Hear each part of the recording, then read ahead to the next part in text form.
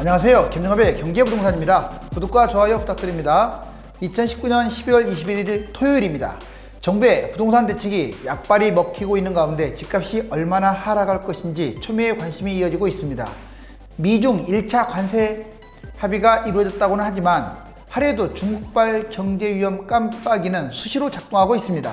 중국의 경제위기는 수출로 먹고 사는 우리에게는 직격탄이 될 것이기 때문에 지금부터 준비를 철저히 해야 합니다. 중국 빚더미가 이렇게 산처럼 쌓여있음을 알 수가 있습니다. 2020년 중국 경제금융위기 대폭발 제3차 경제공황 운하, 실질적으로 중국이 지금 미국에 버금가는 세계 제2의 지금 경제대국이다 보니까 만약 금융위기가 터지면요 정말로 경제공황이 올 가능성도 있습니다. 여기 지금 경제공황 때 사람들이 쭉 서서 빌어먹고 있는 모습이 보여지죠. 자, 중국 경제위기 시한폭탄이나 다름없습니다. 기업, 금융, 지방 정부는 이미 지금 부도 직전에 몰려 있어요. 그러니까 기업이든 금융이든 뭐 지방 정부든 어디 하나 안정적인 곳이 없어요. 글로벌 경제 악화, 지금 글로벌 환경도 좋지 않다라는 게 문제입니다. 지금 미국 주가만 신고가를 찍고 있고 유럽만 신고가 찍고 있지 사실 그 내막을 들여다보면 그렇지 않다는 거예요.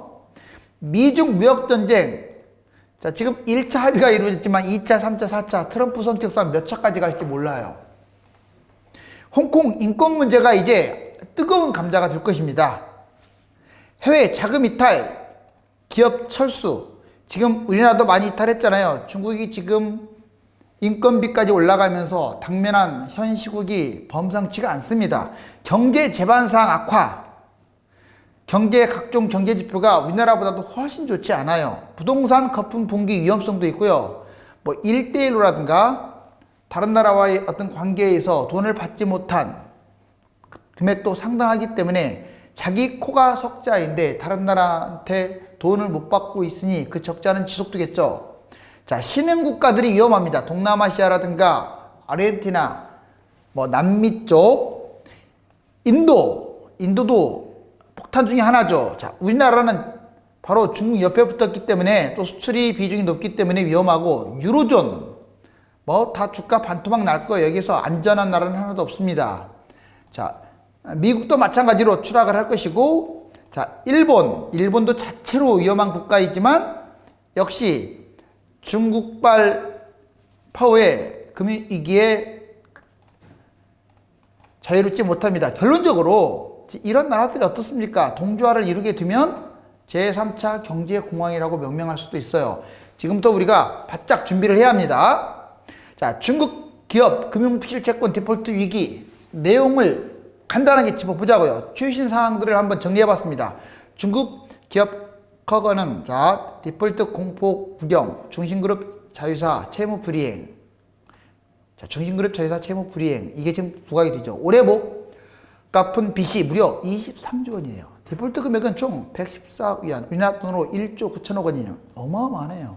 미중 무역전쟁 영향 등으로 올 들어 12월 17일까지 174개 회사체에서 디폴트가 발생됐습니다. 자, 174개 정말 엄청난 규모죠. 총 규모는 1394억 위안, 약 23조 2천억 원입니다. 이미 지난해 규모를 추월한 상태예요. 디폴트 위기는 민영기업들 중에서 집중했고, 이제 민영기업에 집중되어 있는데, 디폴트가 발생한 174개 채권 중 90%가 민영기업입니다. 블룸버그 통신을 보면 문제는 디폴트 자체가 아닙니다. 빚 보정에서는 관행이라고 지적을 하고 있어요. 2019년 금융안정보고서에 따르면 4,379개에 이르는 금기관 가운데 13.75%가 약 586개 금융회사가 고위험 등급을 받았습니다. 고위험이라는 것은 당장 부도가 나도 문제가 없는 것을 말합니다. 네이먼구의 바오상은행이 파산됐고 라오닝성 남부잉커은행이 파산했다는 소문이 들리면서 뱅크런 사태가 발생하기도 했죠. 블룸버그에 따르면 중국 LGFV가 발행한 위안화 채권, 자, 이 LGFV 채권이 어느 정도냐? 8조 3천억 위안이에요.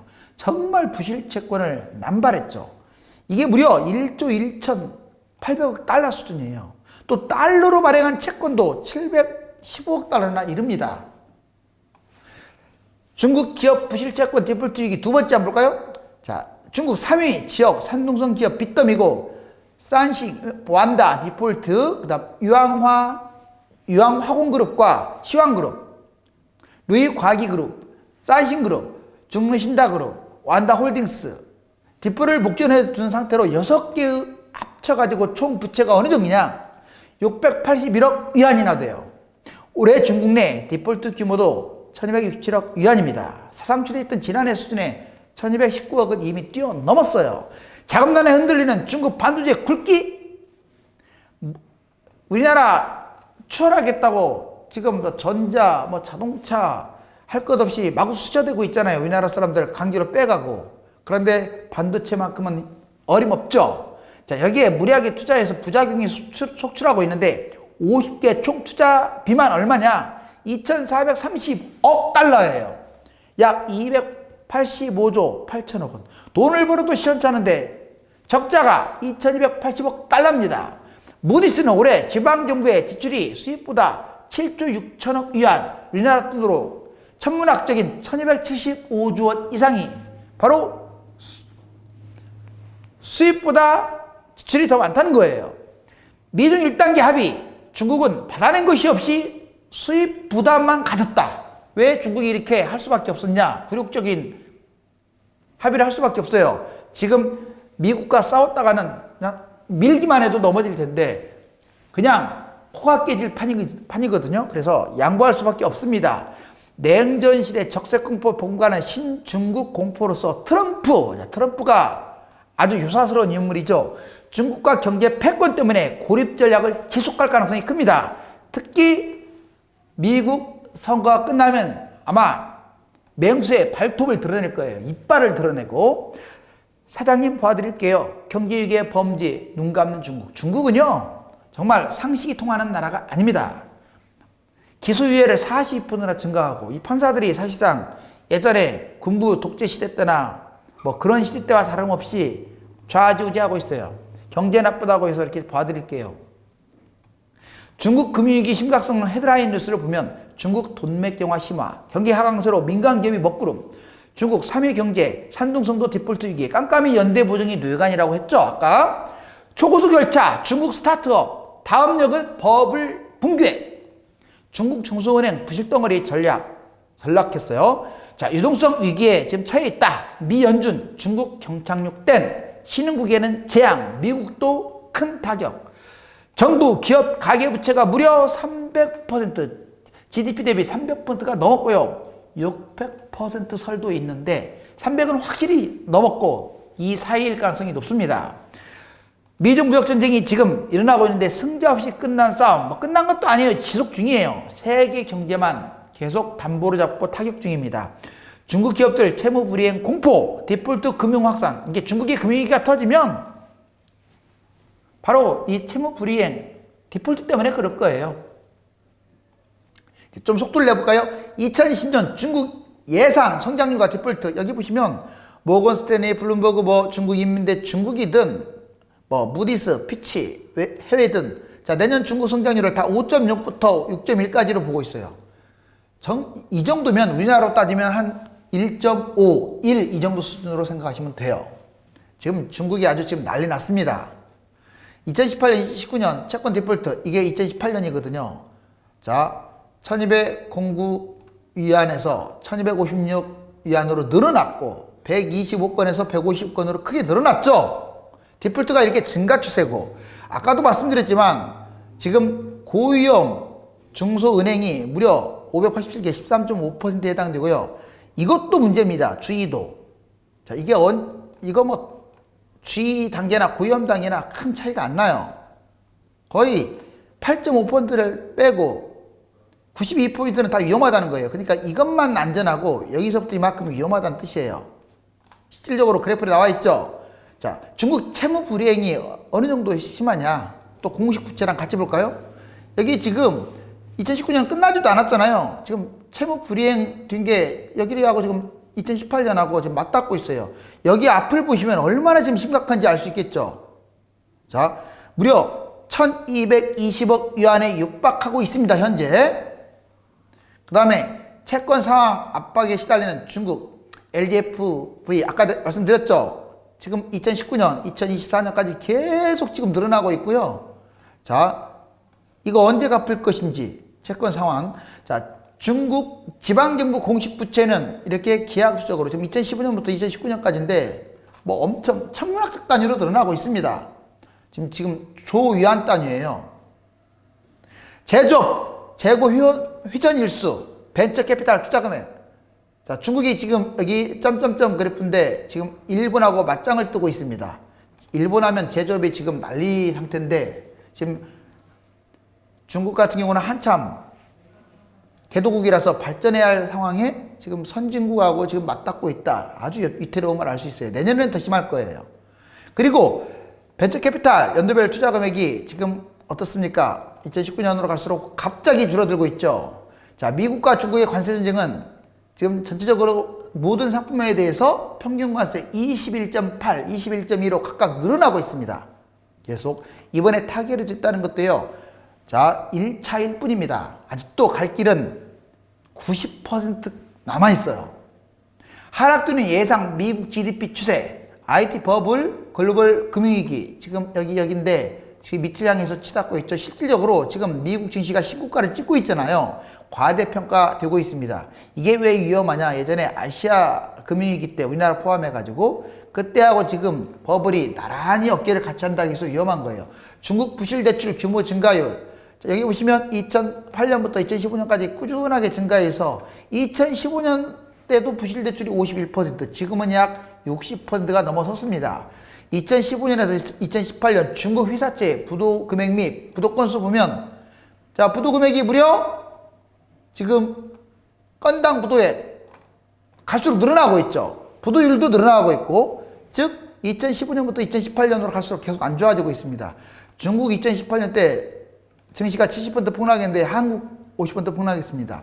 만약에 중국에서 이번에 발생한다면요, 70이 아니라 80% 이상이 중국이 아마 주가가 폭락할 거예요. 우리나라도 거의 60% 이상 폭락할 가능성이 높습니다. 뭐 다른 나라도 다 마찬가지예요. 기본 50% 폭락. 자, 여기 보시면 아까 LGFV 채권 만기 추이, 이게 지금 2019년, 20년 아직도 많이 남았잖아요. 이걸 어떻게 갚을 것인지, 그래서 내년이 위험하다는 거거든요. 글로벌 증시의 변동성, 실질적으로 블랙스완은 갑자기 어떤 금융위기가 터지는 거고, 회사국 부수는 미리 알아차린 건데, 중국 같은 경우는 지금 우리가 금융위기 터진다 해서 미리 알아차리는 거나 다름없는데 언제냐를 모르죠. 언제냐를. 근데 내년을 거의 유력하게 사람들이 많이 보는데 어떤 확정지어서는 안 돼요. 당장 내일 터져도 이상할 건 없습니다. 실질적으로 1차 오일 쇼크, 블랙 먼데이, 자, 리먼 브라더스 미국발 금융위기, 이런 것 등등이 있습니다.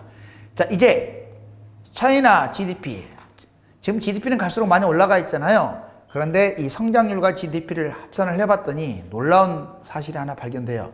1997년 아시아 및 우리나라 IMF 금융위기를, 그 다음에 2009년 미국발 금융위기, 그리고 현재가 지금 어깨를 나란히 하고 있다는 거예요. 지금이 오히려 더 아래쪽에 있네요. 그래서 아주 위험합니다. 자, 홍콩 사태 지금 계속 밑으로 추락하고 있죠. 홍콩도 지금 중국 금융위기의 불쏘시개, 지금 마이너스 성장하고 있잖아요. 계속 플러스 하다가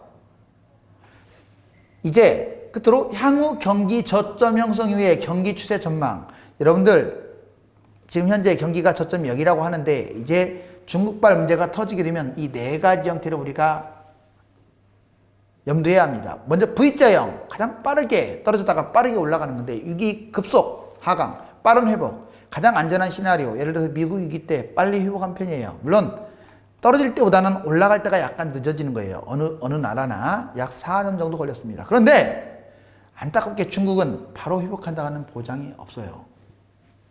U자형은 이렇게 완만하게 대략 아까 4년, 이걸 한 3에서 4년으로 잡는다면 얘는 거의 5년에서 한 6년까지를 봐야 합니다. 그리고 W자형, 위기 하강과 상승이 반복됩니다. 아시아 IMF IT 버블. 그러면 이게 WT 이렇게 된다는 거겠죠. 시간이 더 많이 들겠죠. 이것은 뭐 10년이 걸릴지 몇 년이 걸릴지 모릅니다. 제일 안 좋은 게 L자형이에요. 떨어지기만 하고 회복 안 되는 거예요. 위기 급속하강, 장기간 정체. 일본의 금융위기가 여기에 해당됩니다. 우리가 한 가지 알아야 할 것은 이제 혹시라도 나중에 금융위기가 터지면 인버스 투자할 거 아니에요. 이건 투자하되 이 올라가는 것은 여러 차례 봐야 합니다. 왜? V자냐, U자냐, W자냐, L자냐에 따라 달라져요. 떨어지는 것은 다 V자일 가능성이 커요. 근데 올라가는 게 이렇게 차이가 있는 거죠. 자, 지금 모든 나라들이 중국을 예의주시하고 있습니다. 추락하는 중국, 거대한 용이 쓰러지고 있네요. 주말에는 그동안 긴장 상태에 있던 심신을 편안하게 이완시키고 행복하고 희망찬 일들만 떠올렸으면 합니다. 부동산과 글로벌 경제 상황을 모두 점검하느라 바쁘시겠지만 오늘의 관심이 내일의 성공을 보장한다는 징표임을 명심하시고 열정적으로 살아야 하겠습니다. 감사합니다.